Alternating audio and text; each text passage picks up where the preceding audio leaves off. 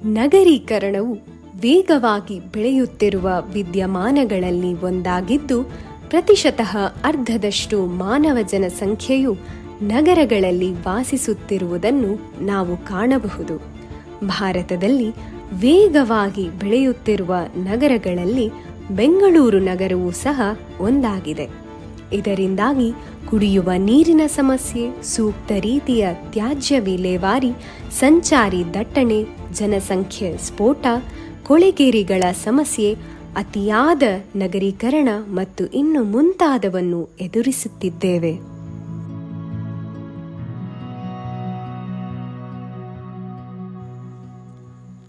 ಇವುಗಳಲ್ಲಿ ಬೆಂಗಳೂರು ನಗರವು ಎದುರಿಸುತ್ತಿರುವ ತೀವ್ರ ಸಮಸ್ಯೆ ಎಂದರೆ ಅತಿಯಾದ ನಗರೀಕರಣ ಮತ್ತು ಅದರ ವಿಸ್ತರಣೆಯಿಂದ ಪೆರಿ ಅರ್ಬನ್ ಅಂದರೆ ಅರೆ ನಗರೀಕರಣದ ಪ್ರದೇಶದಲ್ಲಿ ಕಾಮನ್ಸ್ಗಳ ಮೇಲೆ ಆಗುತ್ತಿರುವ ದುಷ್ಪರಿಣಾಮಗಳು.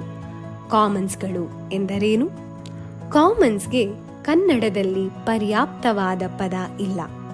ಕೆರೆ ಕಟ್ಟೆಗಳು, ಗೋಮಾಳಗಳು, ಸಾಲು ಮರಗಳು, ಗುಂಡುತೋಪುಗಳು, ಹುಲ್ಲುಗಾವಲುಗಳು, ಸ್ಮಶಾನಗಳು, ಜೌಗು ಪ್ರದೇಶಗಳು, ಅರಳಿ ಕಟ್ಟೆಗಳು ಹಾಗೂ ಹುಲ್ಲುಬಾರೆ, ಕಣ ಇತ್ಯಾದಿ ಸಮುದಾಯದ ಸಂಪನ್ಮೂಲಗಳು ಕಾಮನ್ಸ್ಗಳ ಸಾಲಿಗೆ ಸೇರುತ್ತವೆ.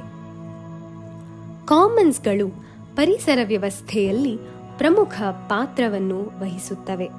ಇವು ಜೀವ ವೈವಿಧ್ಯತೆಯ ಸಮೃದ್ಧ ಭಂಡಾರಗಳಾಗಿದ್ದು, ಅಂತರ್ಜಲ ಮಟ್ಟವನ್ನು ಹೆಚ್ಚಿಸುವಲ್ಲಿ, ಹಲವಾರು ಜೀವಿಗಳಿಗೆ ಆಹಾರ ಮತ್ತು ಮೇವಿನ ಮೂಲವಾಗಿಯೂ ಮತ್ತು ಸೂಕ್ಷ್ಮ ಹವಾಮಾನ ನಿಯಂತ್ರಣದ ಕೆಲಸದಲ್ಲಿ ಬಹಳ ಮುಖ್ಯವಾಗಿವೆ.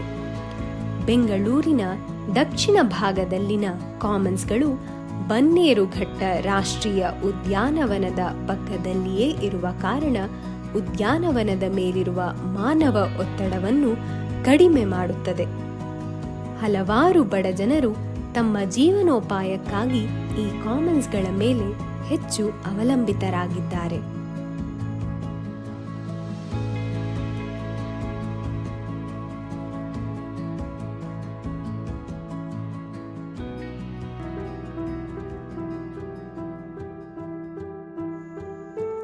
ನಮ್ಮ ಹಿರಿಯರು ಹೇಳುವಂತೆ, ಊರನ್ನು ಕಟ್ಟುವ ಮೊದಲು ಕೆರೆಯನ್ನು ಕಟ್ಟು, ಊರು ತನ್ನಿಂದ ತಾನೇ ಬೆಳೆಯುತ್ತದೆ ಎಂಬುದು ವಾಸ್ತವ ನುಡಿ.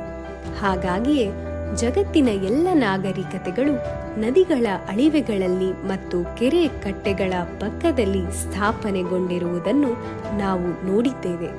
ಸಾಮಾನ್ಯವಾಗಿ ಎಲ್ಲ ನಾಗರಿಕತೆಗಳು ಕೂಡ ಬೇಸಾಯ ಮಾಡುವ ಸಲುವಾಗಿ ನೀರಿರುವ ಮೂಲಗಳಲ್ಲಿ ತಮ್ಮ ನಾಗರಿಕತೆಗಳನ್ನು ಕಟ್ಟಿ ಬೆಳೆಸಿದ ಕುರುಹುಗಳನ್ನು ಕಾಣಬಹುದು.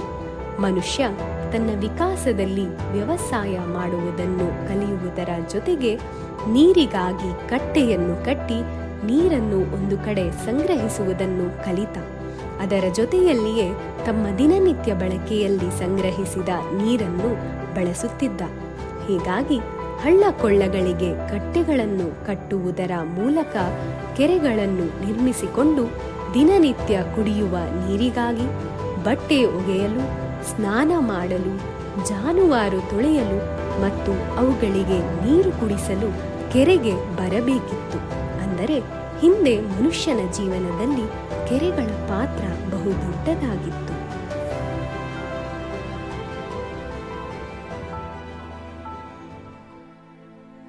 ನಮ್ಮ ಹೆಸರು ರಾಜಣ್ಣ. ನಾವು 70 ವರ್ಷದಿಂದ ಕಾಳೇಶ್ಪುರಿನಾಗ ವಾಸವಾಗಿದ್ದೀರಿ. ಈ ಕೆರೆಯಲ್ಲಿ ಮನೆಗೆ, ಕೆರೆಗೆ, ಬೆಳೆಗೆಲ್ಲ ಉಪಯೋಗಿಸ್ತಾ ಇದ್ರಿ. ಬೋರ್ಗಲ್ಲಿರಲಿಲ್ಲ, ಅವಾಗ ಕೆರೆಗೆ ನೀರಿದ್ವು, ನೀವು ಬಳಸಾಕ ಎಲ್ಲ ತಗೊಂಡೋಗ್ತಾ ಇದ್ರಿ. ಬಟ್ಟೆ ಒಗೆಯೋಕೆ ಎಲ್ಲ ಉಪಯೋಗ ಮಾಡ್ತಾಯಿದ್ರಿ. ಕೆರೆಗೆ ಇಲ್ಲಿ ಗದ್ದೆಗೆ ಬೆಳೆ ನೀರು ತೆಗಿತಾಯಿದ್ರಿ. ಲೇವೆಟ್ನಿಂಕ ಬರುತ್ತೆ ಕಚಡ ಎಲ್ಲ ಬಂದು ಕೆರೆ ಎಲ್ಲ ಉಣ್ಕೊಂಡಿದ್ದೆ, ಎಲ್ಲ ಕಚಡ ಬರ್ಕೊಂಡಿದ್ದೆ.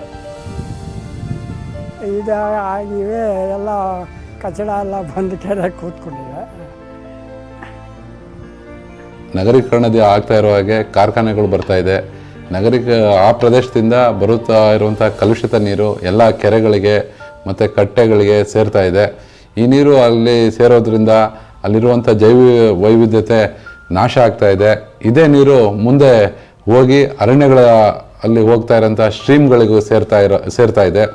ಆ ಸ್ಟ್ರೀಮ್ಗಳು ಇರುವಂತಹ ಯುನಿಕ್ ಜೈವ ವೈವಿಧ್ಯತೆ ಏನಿದೆ ಅದು ನಾಶ ಆಗ್ತಾ ಇದೆ.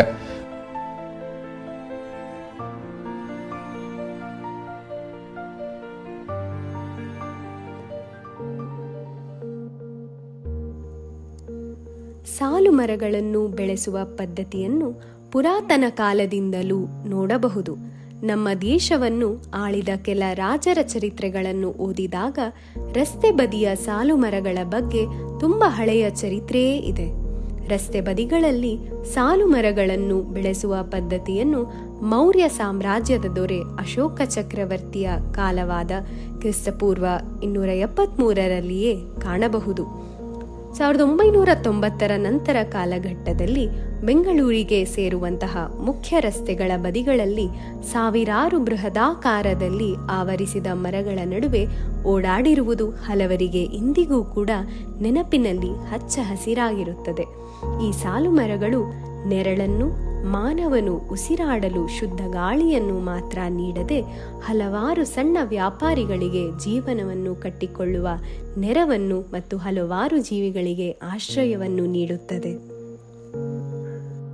ನಿಮಗೆ ಏನಾದರೂ ಉಪಯೋಗ ಆಗಿದೆಯಾ ಸರ್? ಮರಗಳಿಂದ ಅಂದರೆ ಈಗ ಏನಾಗುತ್ತಪ್ಪ, ಮರಳಿಂದ ಉಪಯೋಗ ಇದೆ. ಯಾಕಂದ್ರೆ ನೆರಳು ಎಲ್ಲೂ ನೆರಳಿಲ್ಲ, ಅದೇ ಗಾಳಿ ಚೆನ್ನಾಗಿ ಬರುತ್ತೆ. ಇನ್ನು ಸ್ವಲ್ಪ ರೋಡ್ ಅಗಲಾಗುತ್ತಲ್ಲ, ಅಲ್ಲಿ ಮರ ನೆಟ್ಕೊಂಡ್ರೆ ಬೆಸ್ಟ್ ಅಲ್ವಾ? ಹಾಂ, ನಿಜ.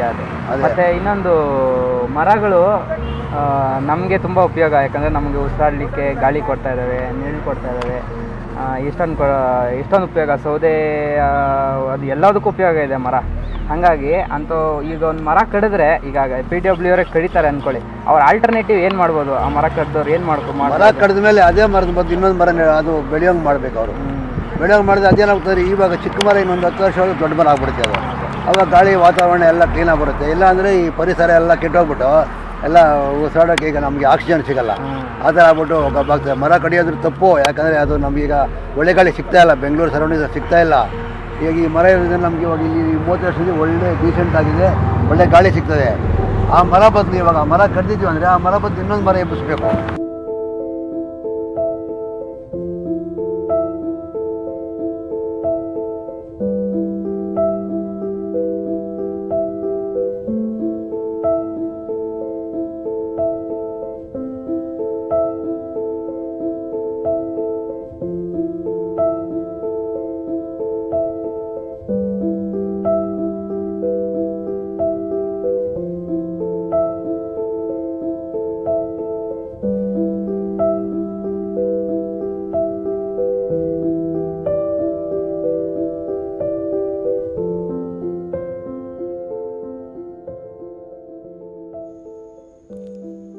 ಇಷ್ಟೊಂದು ಉಪಕಾರಿಯಾಗಿದ್ದ ಸಾಲು ಮರಗಳು ನಗರೀಕರಣದಿಂದ ರಸ್ತೆ ಅಗಲವಾದ್ದರಿಂದ ಹೇಳ ಹೆಸರಿಲ್ಲದಂತೆ ಮಾಯವಾಗಿವೆ. ಸಣ್ಣ ಸಣ್ಣ ಅಂಗಡಿಗಳ ಜಾಗದಲ್ಲಿ ದೊಡ್ಡ ದೊಡ್ಡ ಶೋರೂಮ್ಗಳು ತಲೆ ಎತ್ತಿವೆ. ಅಂದು ಹಾಗೊಮ್ಮೆ ಹೀಗೊಮ್ಮೆ ಸಂಚರಿಸುತ್ತಿದ್ದ ವಾಹನಗಳ ಸಂಖ್ಯೆ ಗಣನೀಯವಾಗಿ ಹೆಚ್ಚಿವೆ.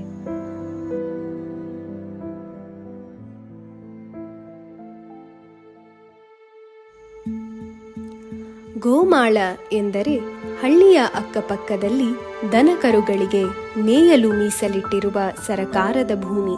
ಇದನ್ನು ಗೈರಾಣು ಮತ್ತು ಹುಲ್ಲುಬನ್ನಿ ಎಂದು ಕರೆಯಬಹುದು. ಈ ಭೂಮಿಯು ಸಾರ್ವತ್ರಿಕವಾಗಿ ಎಲ್ಲರೂ ಬಳಸಬಹುದಾದಂತಹ ಜಾಗ. ಆದರೆ ಭೂಕಂದಾಯ 1966 ನಿಯಮ 97(1) ಪ್ರಕಾರ ಪ್ರತಿಯೊಂದು ಗ್ರಾಮದಲ್ಲಿ 100 ಜಾನುವಾರುಗಳಿಗೆ 12 ಹೆಕ್ಟೇರ್ಗಳಷ್ಟು ಗೋಮಾಳ, ಗೈರಾಣು ಮತ್ತು ಹುಲ್ಲುಬನ್ನಿ ಜಮೀನನ್ನು ಕಾಯ್ದಿರಿಸಬೇಕು ಎಂಬ ನಿಯಮ ಇದ್ದರೂ ಕೂಡ ಇತ್ತೀಚಿನ ದಿನಗಳಲ್ಲಿ ಗೋಮಾಳಗಳು ಕಣ್ಮರೆಯಾಗುತ್ತಿರುವುದು ಶೋಚನೀಯ. ವಾರಸುದಾರರು ಇಲ್ಲದ ಗೋಮಾಳ ಪ್ರದೇಶಗಳ ಉಪಯೋಗ ಮತ್ತು ಅದರ ಅರಿವು ಇಲ್ಲವಾದ ಕಾರಣ ಇತ್ತೀಚಿನ ದಿನಗಳಲ್ಲಿ ಭೂಗಳ್ಳರು ಕಬಳಿಸುತ್ತಿದ್ದಾರೆ. ಗ್ರಾಮಸ್ಥರಲ್ಲಿನ ನಿರ್ಲಕ್ಷ್ಯತೆಯಿಂದ ಅವರಿಗೆ ಮತ್ತು ಅವರ ಜಾನುವಾರುಗಳಿಗೆ ಸೇರಬೇಕಾದ ಗೋಮಾಳ ಭೂಮಿ ಬೇರೆ ಯಾರದ್ದೋ ಪಾಲಾಗುತ್ತಿದೆ.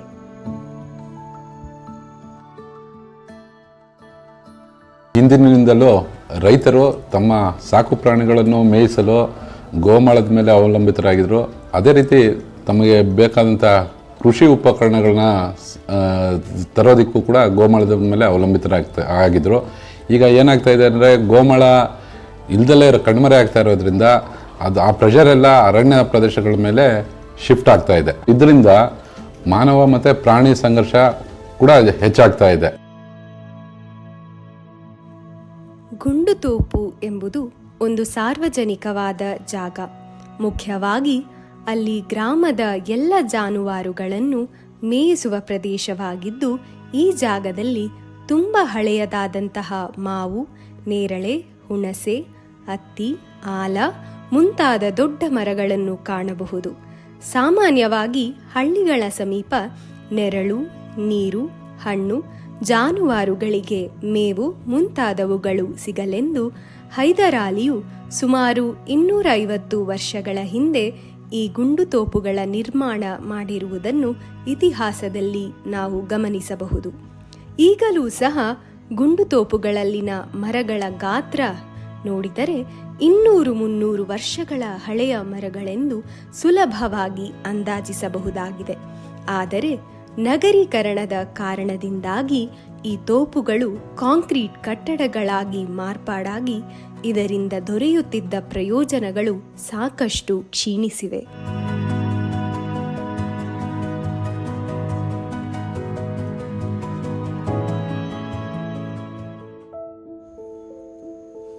ಸ್ಮಶಾನ ಎಂಬುದು ಮಾನವ ಜನಾಂಗದ ಬಹುಮುಖ್ಯ ಪ್ರದೇಶ.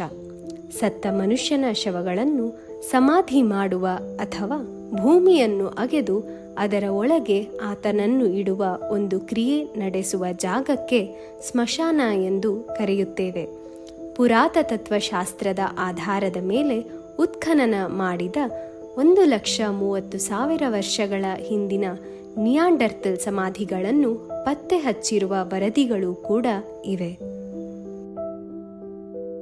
ಸ್ಮಶಾನಗಳು ಅಂದು ಬರೀ ಸಮಾಧಿ ಮಾಡಲು ಸೀಮಿತವಾಗಿರದೆ ಹಲವಾರು ಪ್ರಭೇದದ ಮರಗಳಿಗೆ, ಅವುಗಳನ್ನು ಆಶ್ರಯಿಸುವ ಜೀವಿಗಳಿಗೆ ನೆಲೆಯಾಗಿತ್ತು. ಮಾನವನ ಸಮಾಧಿಗಳು ಹೆಚ್ಚಿದಂತೆಲ್ಲ ಬೇರೆ ಜೀವಿಗಳು ಅಲ್ಲಿಯೂ ನೆಲೆ ಕಳೆದುಕೊಳ್ಳುವಂತಾಗಿದೆ. ಈಗಿನ ಸ್ಮಶಾನಗಳೇನು ಆಧುನಿಕತೆಯ ಪ್ರಭಾವದಿಂದ ಬಣ್ಣ ಬಣ್ಣದ ಕಾಂಪೌಂಡ್ ಗೋಡೆಗಳಿಂದ, ಹೆಬ್ಬಾಗಿಲಿನಿಂದ ಕಂಗೊಳಿಸುತ್ತಿವೆ. ಮಹಾಭಾರತದ ಕಾಲದಿಂದಲೂ ಅಶ್ವತ್ಥ ಮರಕ್ಕೆ ಸಂಬಂಧಿಸಿದ ಅನೇಕ ಕಥೆಗಳ ಉಲ್ಲೇಖವನ್ನು ಕಾಣಬಹುದು. ಅಶ್ವತ್ಥ ಕಟ್ಟೆಗಳನ್ನು ಪೂಜಿಸುವ ಅಭ್ಯಾಸ ಹಲವರಲ್ಲಿ ಇದ್ದರೂ ಕೂಡ ಇಂದು ಅವುಗಳು ಹಲವಾರು ಕಾರಣಗಳಿಂದ ನಾಶವಾಗುತ್ತಿದ್ದು, ಅವುಗಳ ಸಂರಕ್ಷಣೆಯಲ್ಲಿ ನಾವು ಕಣ್ಣು ಮುಚ್ಚಿದ್ದೇವೆ. ಅಶ್ವತ್ಥ ಕಟ್ಟೆಗಳು ದೇವರು ಎಂಬ ಒಂದೇ ಕಾರಣಕ್ಕೆ ಇಂದು ಉಳಿದುಕೊಂಡಿವೆ.